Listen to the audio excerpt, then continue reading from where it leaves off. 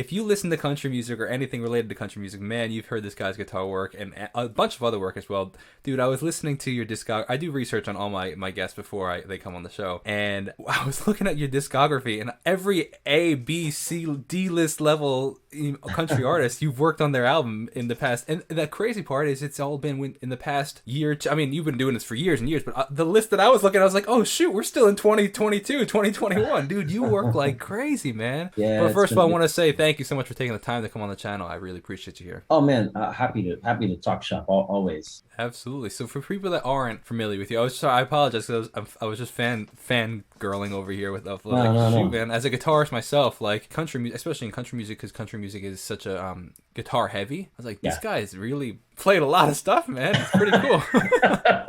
That's what I say. You can blame me, I guess, if it's one of those people that doesn't like country music. I'll take the blame. That's amazing. That's so good. So for people that aren't familiar with you just yet, can you give a little backstory of who you are and your story in the music industry? Yeah.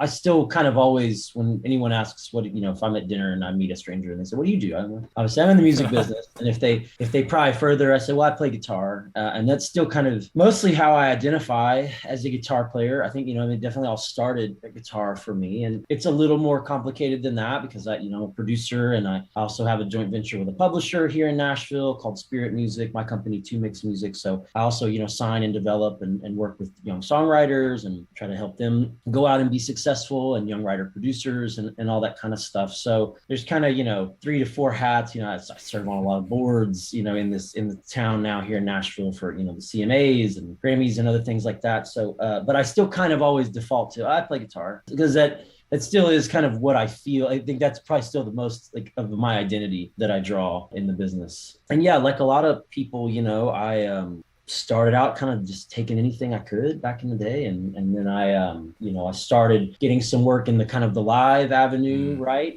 Started playing shows and then started touring. And I would actually love to hear a bit of that, actually. That's a great segue into the beginnings of it, because all the stuff that you've done in the past years you've been in the industry, the beginning steps, we were talking briefly before we started filming that you grew up in Nashville, which I don't think a lot of people can actually that are in Nashville actually can say. That's pretty cool in the first part. Were your parents musicians? Yeah. So that's great. So we'll start at the beginning. So yeah, my parents are and were both musicians, still are. My dad's a guitar player. My mom is a singer and piano player and multi-instrumentalist and songwriter also. And actually my stepdad is also a guitar player. A guy that's been my stepdad for 20 something years now is also a musician. So, the music bug didn't catch me until a little bit later in life. A common story I hear from people here in Nashville, creatives that I meet, or not necessarily just in Nashville in general, is you'll hear this story of, well, my parents weren't musical at all, but my dad loved music. And we would always listen to like the Beatles and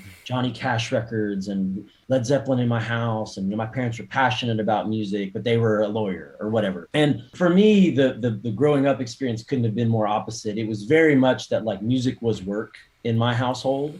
My parents moved to Nashville to be musicians and to work. And they kind of always existed in that live touring world. They were fortunate enough to get, some pretty good, decent gigs with some legitimate artists and do that for a long time. But there was a lot of travel involved, right? They were gone a lot when I was a kid. And yeah, when there was music playing at my house, it was one of them like trying to learn something for, a show or something. And bluntly, not all of it was really great. So we didn't do a lot of like recreational music listening in my house.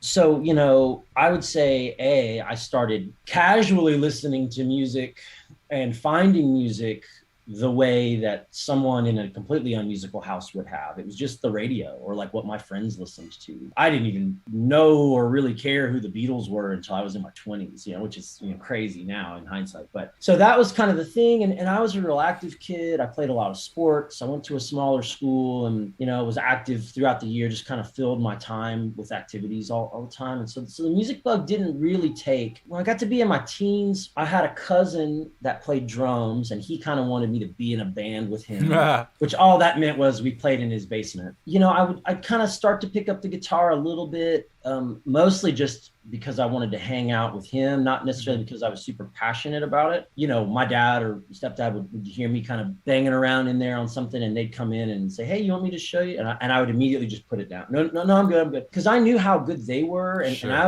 was embarrassed to, How you old were know, you at this point? I was probably like 14, 15. Mm-hmm. So, you know, I kind of like held a guitar. I knew a couple chords, but, you know, nothing serious. And then I went to college, right? And I was going to be a print journalism major. And I had this kind of typical freshman schedule where my classes were all like 8 a.m. and I'd be done by like 10:30 or 11 every morning. And that was the first time in my life, like I had all this free time. You know, I wasn't playing sports. I wasn't involved in any other kind of thing. And I went to this school. I didn't know anybody. So I didn't really have much of a friend group yet. And this was also, you know, this was 2001. This was like right when Napster came out. People remember things like LimeWire, all this stuff. LimeWire, baby, yeah, Yeah, 100%. right. And so I remember coming home one weekend and asking my dad, like, "Hey, is there a guitar you don't use that you wouldn't mind me taking up to school?" He gave me some like Yamaha electric guitar or something. It's like, yeah. And he gave me he let me take a version 1 pod. Remember those little kidney bean Yeah, yeah, pod yeah, things? yeah, yeah. And I went to like Radio Shack, and just with this bizarre series of connectors was able to figure out a way to, like, with my little laptop, like listen to music on headphones and play guitar through the thing. I mean, this was before, you know, you could buy a DAW on your, you know, this was Logic and GarageBand and things like that did not exist. And at that time, Pro Tools was such a, like,